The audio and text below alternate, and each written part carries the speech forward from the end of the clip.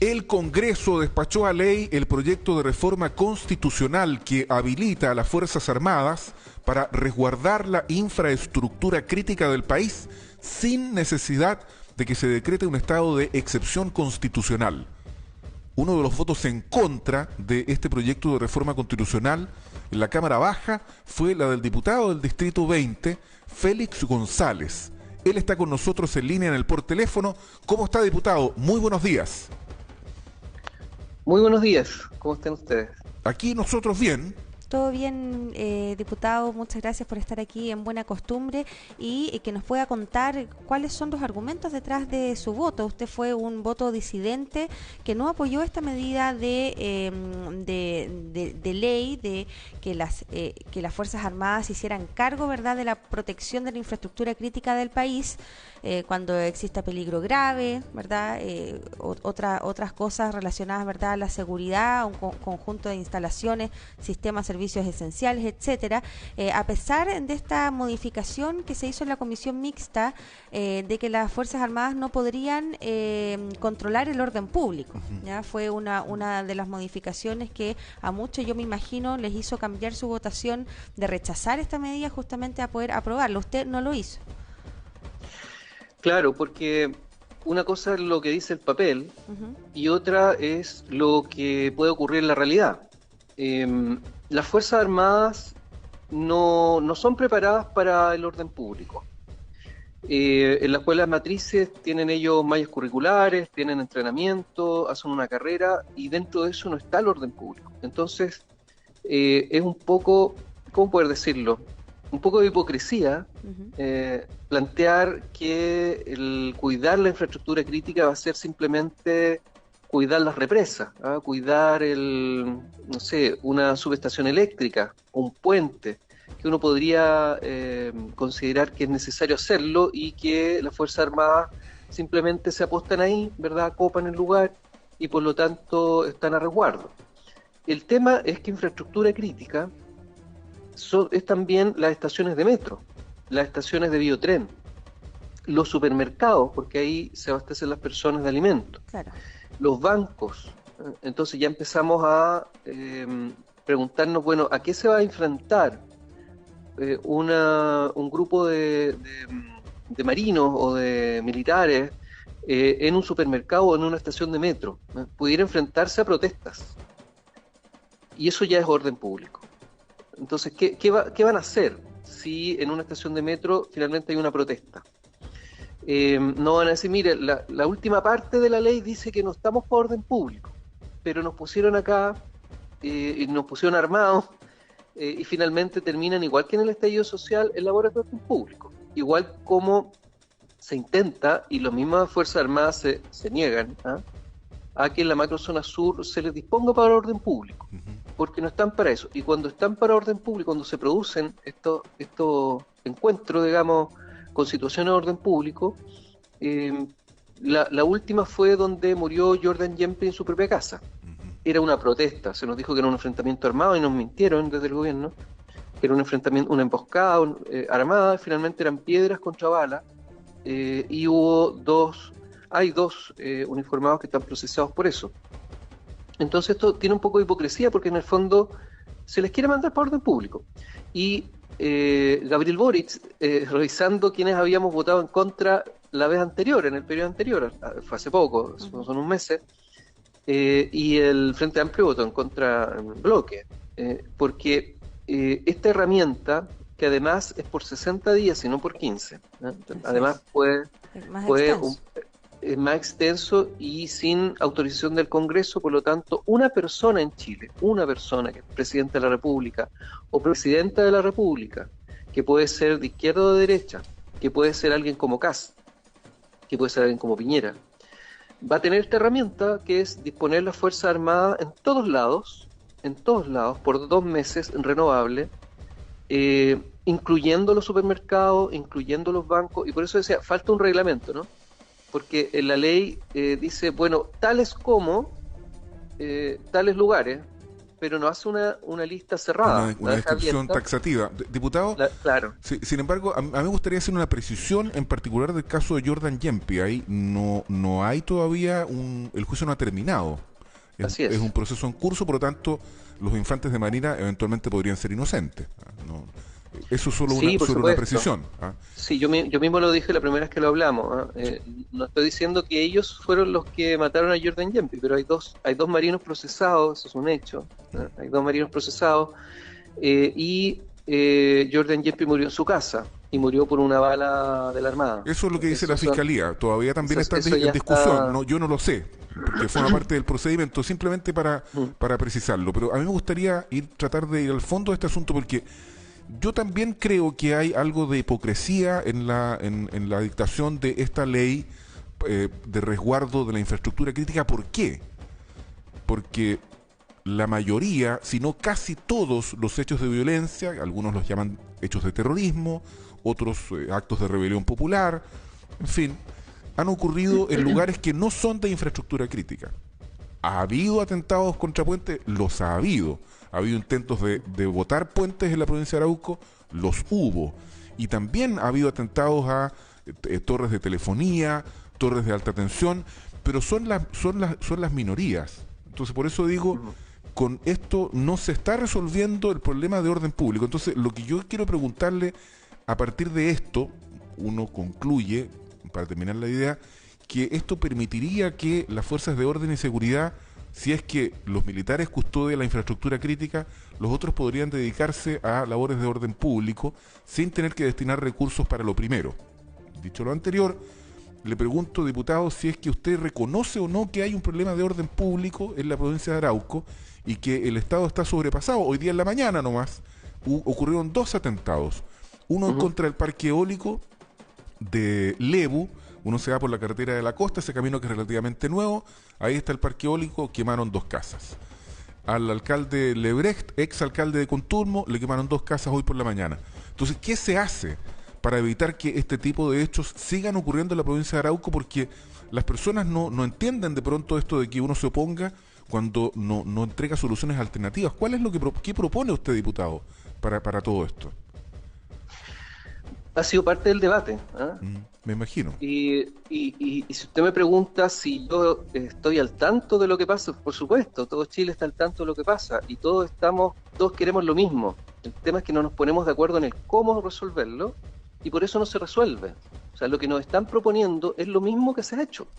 Lo mismo que ha hecho Piñera. Si las Fuerzas Armadas ha habido 1000 uniformados desplegados. 1000. Y podría haber 10.000 y aún así el territorio es del porte de Francia. Es un territorio gigante, no sé si exactamente el porte de Francia, pero si seguimos haciendo lo mismo, es enorme. La macrozona sur es muy extenso, del tamaño de un país europeo, y por lo tanto las fórmulas de cómo resolverlo están totalmente equivocadas, porque aparentemente enviando a las Fuerzas Armadas está todo resguardado, y lo mismo que dice la diputada Joana Pérez, dice: yo no veo a nadie, ella está a favor del estado de excepción, pero dice: yo me muevo y no encuentro ninguna patrulla. Bueno, por eso es. Y dentro de ese imaginario, quienes son promotores de esto dicen: bueno, ojalá que haya un enfrentamiento, porque quieren resolverlo por la vía del choque, por la vía de los muertos. Yo no estoy de acuerdo con eso. Y lo que está ocurriendo, que todos lo vemos, vemos atentados, vemos incendios, vemos homicidios, ¿no? Vemos robo de madera, de lo que se ve es cuando ya la madera la robaron. Yo veo otra cosa, que no sé si lo están viendo todos. Yo veo al Tren de Aragua ahí, o alguna mafia de ese calibre, que controla el territorio, que tiene un negocio, que compran skiders, compran maquinaria que vale 100 millones, 200 millones de pesos. Sí, pero ¿cómo los enfrenta usted, diputado? ¿Cómo se enfrenta a las bandas organizadas, al crimen organizado? Con investigación, siguiendo el dinero, siguiendo la madera, que es difícil de esconder y sin embargo ahí está, madera que se exporta, que pasa por la aduana, que debiera haber control de impuestos internos y no lo hay.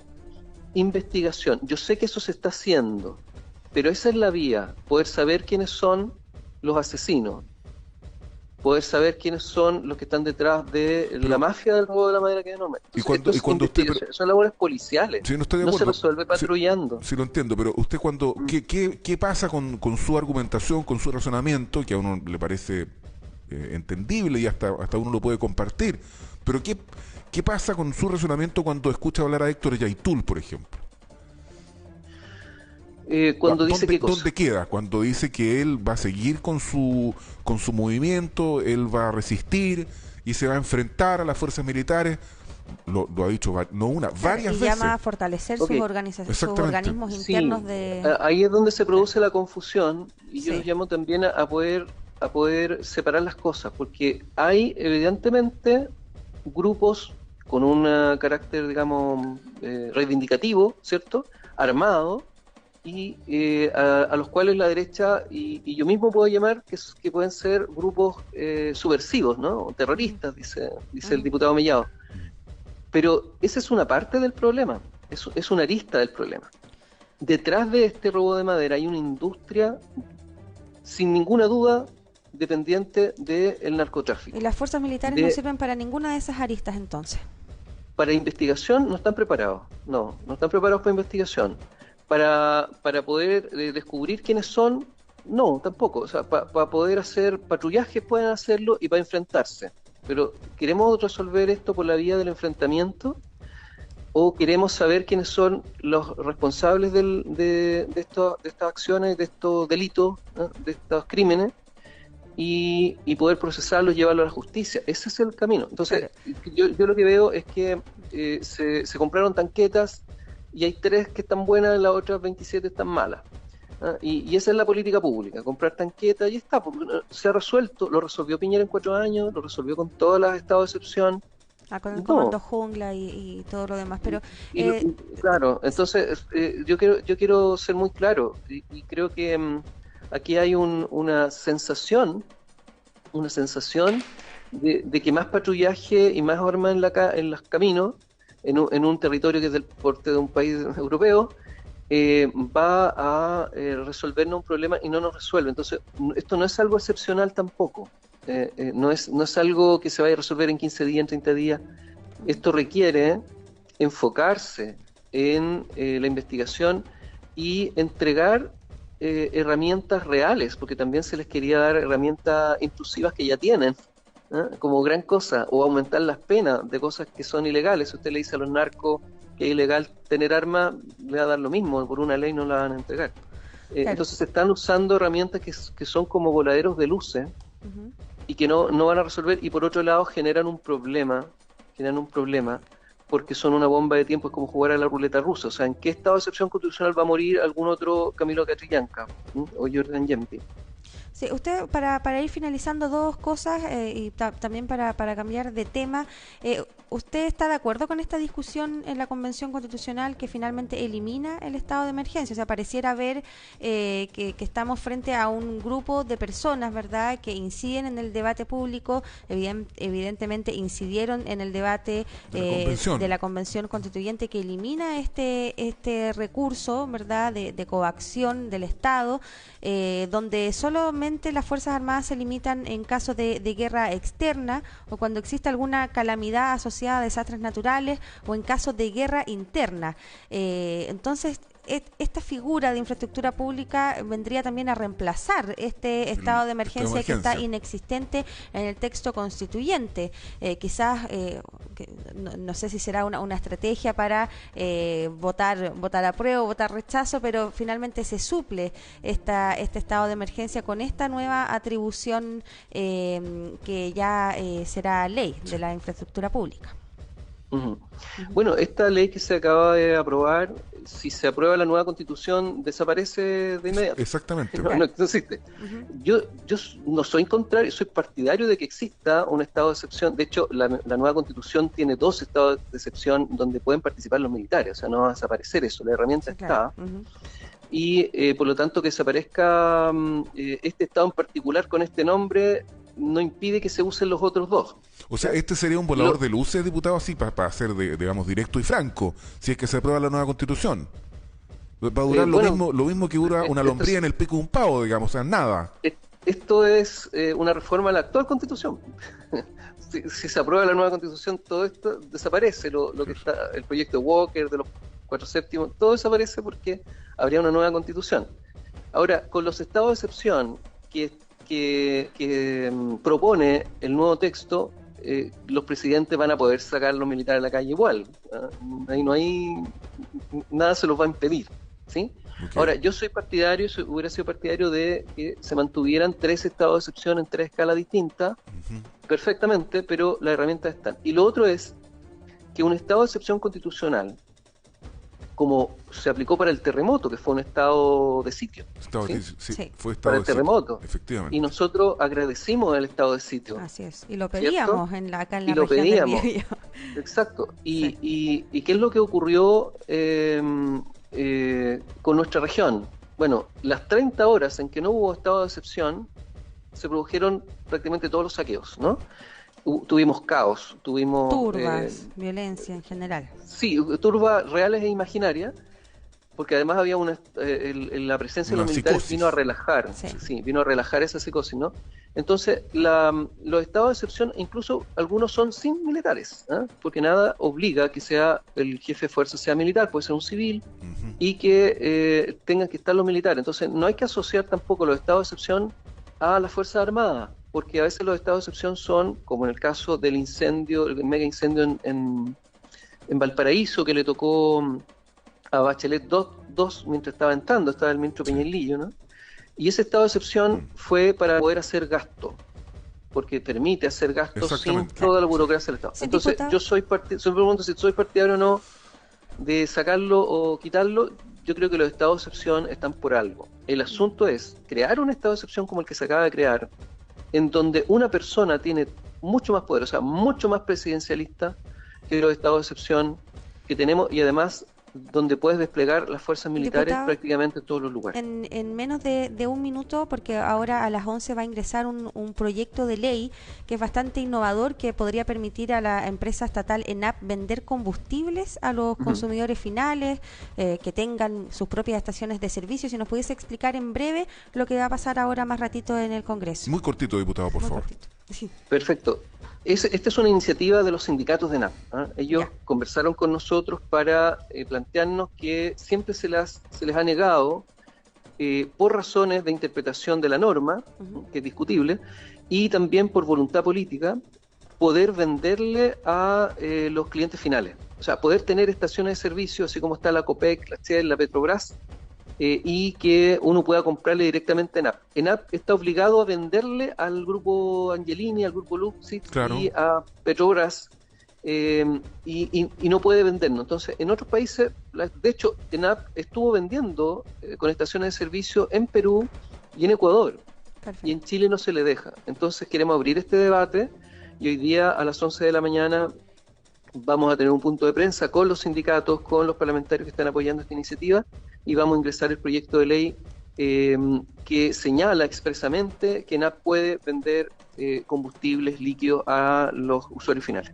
Ok, muchas gracias. Ha quedado súper claro, diputado Félix González. Gracias, diputado, por estar con nosotros esta mañana y su disposición a conversar. Muchas gracias. Muchas gracias a ustedes. Que estén bien. Igualmente. 8 en punto de la mañana.